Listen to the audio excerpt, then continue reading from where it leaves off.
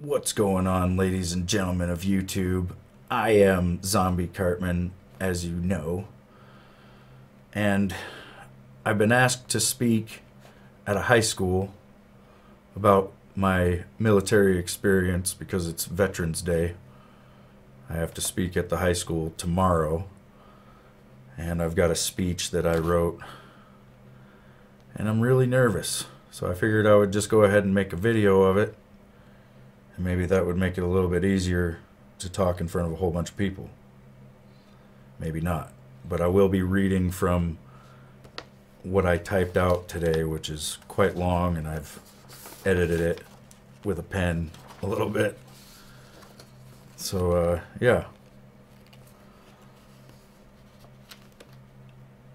My name is Ramsey Smith, and I served in the Marines for 4 years, and then I got out as a corporal. And my brother was named Raleigh Smith, and he also served in the Marines. Raleigh and I grew up in Troy, Montana. We had a very abusive father and relied heavily on each other for support. In 1997, when I was 15, my father got 20 years in prison, which luckily saved us from the abuse, but didn't spare us from the stigma placed on us by our community. We were considered to be just as evil as our father, and were treated poorly by local law enforcement and the mayor at the time. Raleigh even got a jaywalking ticket in Troy when he was 16. Either way, we wanted to prove them all wrong, and I know for me, I wanted to be a Marine because I knew they would make me tough enough to never fear another man again. I tried to enlist my senior year of high school, but dislocated my kneecap and had to back out before I signed the dotted line. I then moved to Seattle for a few months after graduation and didn't take long to find out that I hated the big city and missed Montana dearly. I went back to Troy in August of 2000 and proceeded to do nothing but goofing off and being a bum for the next year. In August of 2001, Raleigh was about to start his senior year of high school and had already joined the Marines under the delayed entry program. He called me out for being a bum and said I needed to do something with my life, like I said I was gonna. So I said, "Oh yeah, what are you doing?" And he said, "I'm gonna be a Marine." And I said, "I would too." And he laughed at me. So I said, "Give me the phone," and I called the recruiter right then and there. And I told him I wanted to join, but I needed to get into shape first. About a month later, the recruiter came and got me, and he took me to Butte, Montana, to the MEP Center to enlist. It was a long drive, so we left the day before and had to stay in a hotel in Butte. That day was September 10th, 2001. The next morning, I went into the MEP Center to take my physical and do more paperwork and eventually swear in. I was sitting in a lounge waiting for my physical when an Army officer burst into the room and told us to change the channel on the TV to the news. Something had just happened in New York.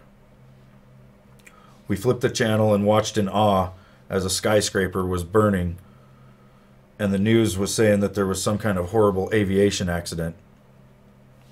Then a few moments later, we watched another plane hit the second tower, and we knew immediately that it was no accident. The MEP Center went into lockdown. Everyone was offered a chance to back out of their enlistments. All other branches of service sent everyone home except for the Marines. As it turns out, the Marines are all about the mission, no matter what. So 3 of us joined the Marines on 9/11 in the state of Montana, and I was one of them. I went to boot camp in November of 2001 and I graduated February 1st of 2002.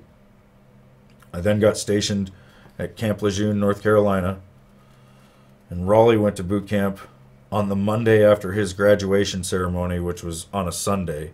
So that next morning, he went to boot camp, and he graduated in August of 2002.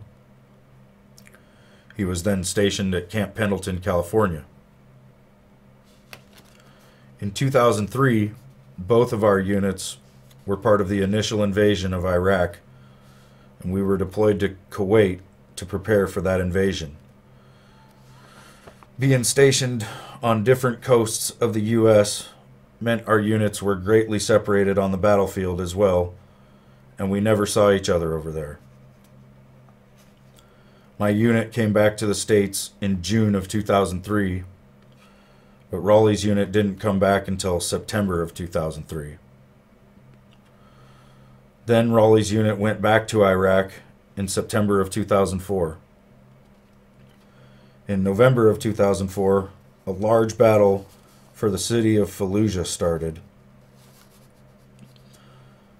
On December 23rd, 2004, virtually the last day of combat in Fallujah,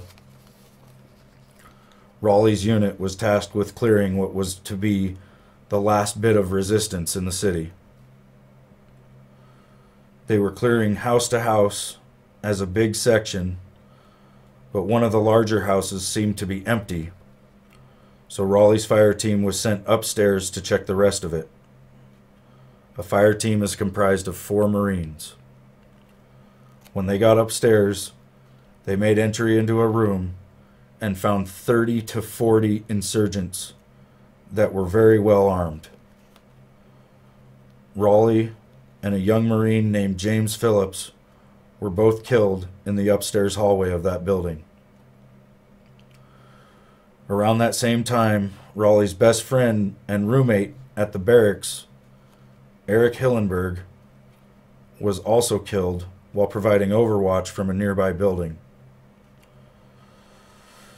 The Marines did what they could and managed to get all of their brothers out of the building before they brought it to the ground with a combination of artillery and bombs.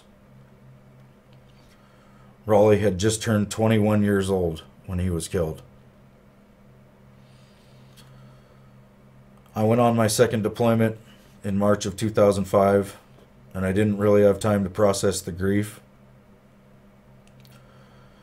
I also didn't feel like it was a deployment I could miss because I was irreplaceable in my unit at the time, and I thought lives would be lost in my absence. I did my best to bury all the emotions so that I could complete my mission. Unfortunately, the combination of the war and the loss had done a number on my mental state. Over the years, I have become more and more reclusive.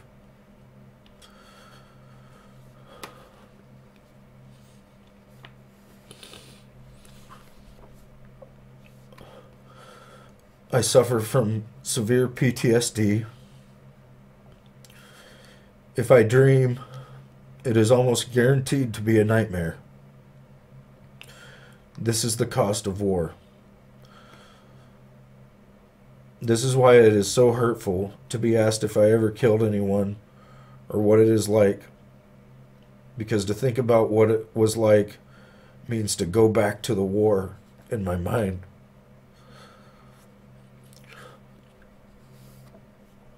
That concludes my story, and I want to thank everyone here for allowing me to tell it. More importantly, I want to thank you all for supporting veterans and the troops. It is your appreciation of us that makes all of our efforts and sacrifices worth it. Thank you.